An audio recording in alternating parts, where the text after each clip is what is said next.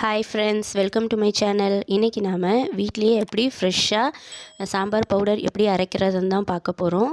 வீடியோவை ஸ்கிப் பண்ணாமல் பாருங்கள். இப்போ வாங்க நம்ம வீடியோக்குள்ளே போகலாம்.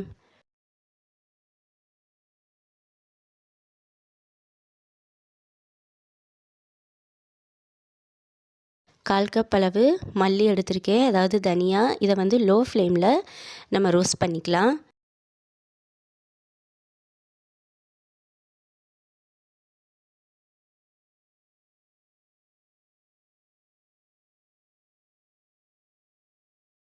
எதுக்கும் நம்ம ஆயில் சேர்க்க வேண்டாம், எல்லாமே ட்ரை ரோஸ்ட் தான் பண்ண போகிறோம்.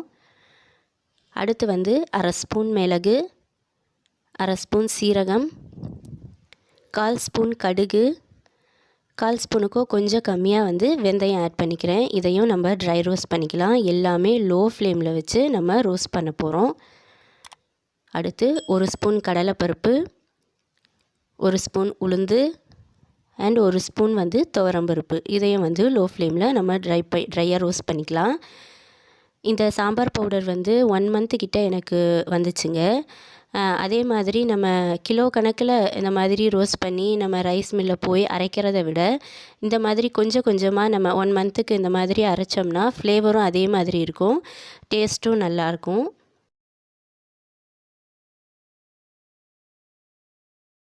இப்போது 15 காஞ்ச மிளகாய் எடுத்திருக்கேன். உங்களுக்கு நல்ல கலராக வேணும்னா காஷ்மீரி சில்லி எடுத்துக்கோங்க. நான் வந்து நார்மல் நீட்டு மிளகாய் தான் எடுத்திருக்கேன்.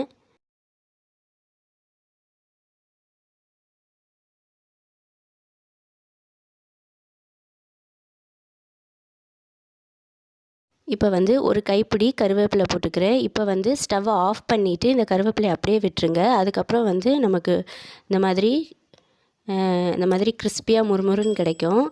அதுக்காக ஸ்டவ் ஆன் பண்ணி வச்சு நம்ம வறுக்க வேண்டிய அவசியம் இல்லை. இப்போது இந்த ஸ்பைசஸ்லாம் வந்து நல்லா ஆறணும். ஆறுனதுக்கப்புறம் நம்ம மிக்சியில் போட்டு அரைச்சிக்கலாம்.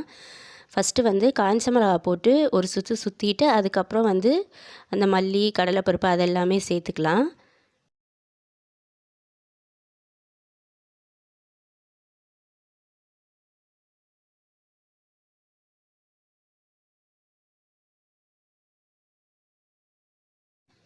இப்போ வந்து இந்த ட்ரை ஸ்பைசஸ்லாம் எல்லாமே சேர்த்துக்கலாம்.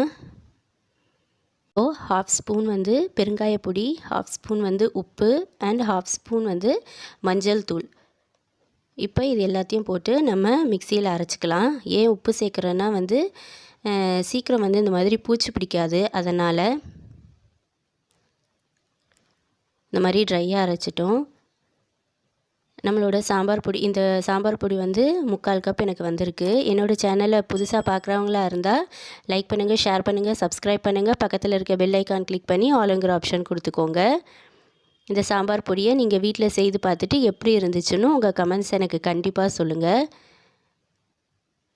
தேங்க்ஸ் ஃபார் வாட்சிங். இன்னொரு சூப்பரான ரெசிபியோட நெக்ஸ்ட் வீடியோவில் பார்க்கலாம். Have a nice day.